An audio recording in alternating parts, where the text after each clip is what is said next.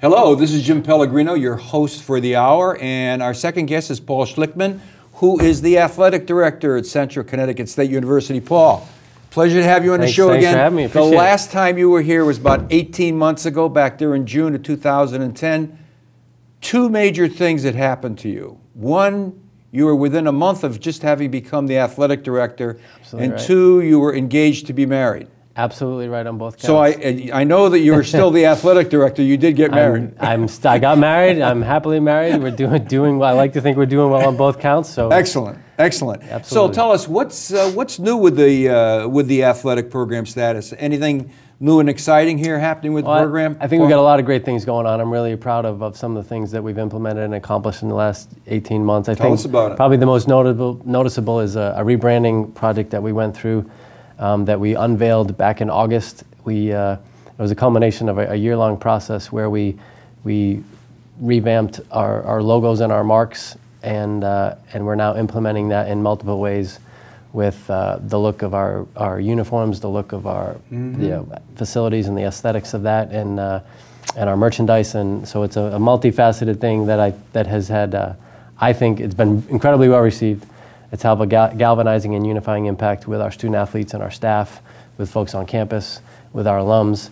So it's really had the impact that we wanted, and I think I'm really excited about the end product. That's an interesting thing to go through, isn't it, Paul? I've been through several of those in the private sector, and people have a tendency of thinking of branding or rebranding exercise, the culmination of which is something like a logo. And that may be the symbol of what comes out of it, but you indicated that took a year. It did. And there's a lot of thought that goes into that. So you're absolutely right. It's not just about pretty pictures and then a new logo on paper. It's a year-long process where you go through and fascinating, and you define and evaluate who you are, who you want to be, and where you want to go, and you try and wrap all that into the end product, which is the logos, and does that depict all of that? So the part that I was really pleased with, we involved a lot of entities and our constituents.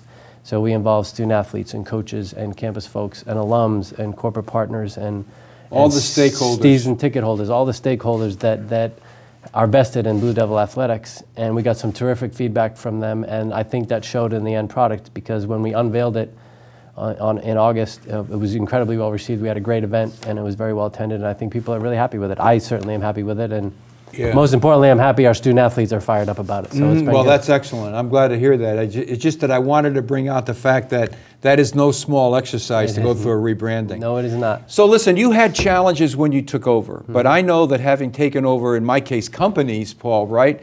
A lot of times, if you get about 80% right of what you thought you were getting yourself into, you did pretty well, right? Yeah, absolutely. So now it's 18 months later. Are the challenges that you have the challenges you thought you would have? For the most part, I think so. You know, as an athletics director, particularly at the Division I level, it's such a multifaceted job. And, you know, you asked me earlier how many student athletes we have. We have 400 student athletes. And so you're trying to take care of them every day and make sure they have a good experience. But there's a lot of things that go into trying to make sure that, you know, that experience is good. So we're trying to focus on some core objectives and core operating principles. So, you know, I look at the educational experience of our student athletes and their academic success. We look at our competitive success. We look at, are we doing a good job with community engagement?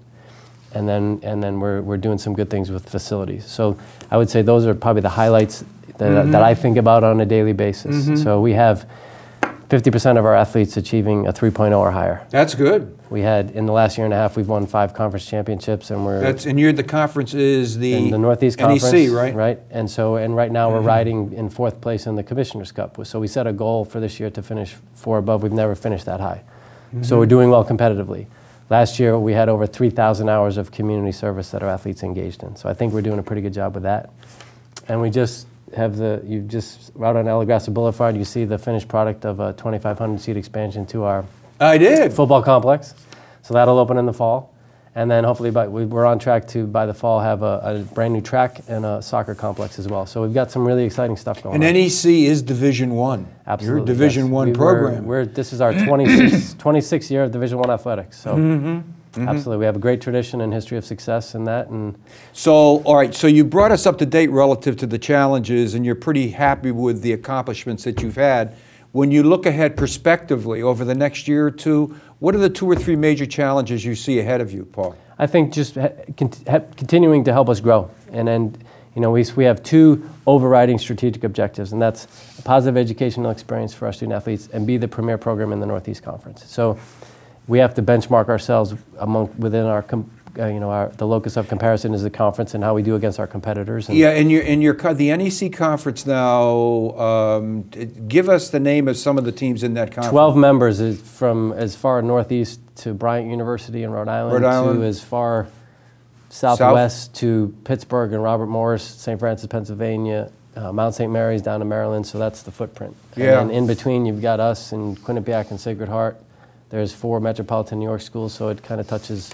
Well, you know, the last time the last time we were together, Paul, I watched the expression on your face when I began naming off your stakeholders, talking about the athletes, the students, the academics, the alumni, the NCAA, corporate sponsors, et cetera, et cetera. So, for the audience, as an athletic director with all this responsibility, Division I, 400 student athletes in 18 sports. Given the stakeholders that I've just mentioned, if you had to draw like a time-allocated pie chart, where are you spending the majority of Paul's time? That's a great question. I think, you hit it on the head. There's so many stakeholders, and as an athletics director at this level, you really have to be all things to all people, and that's just the nature of the business. So it's a delicate balance to try and maintain your focus philosophically on the student athletes. So I do try and spend time to try and make sure I'm in tune with them.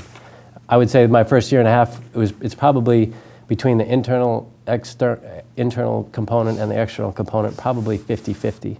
Mm-hmm. Hopefully that will evolve to where I am more externally focused. I learned, a great mentor of mine taught me a long time ago that as the athletics director, your job is to take care of tomorrow, and it's your staff's job to take care of today.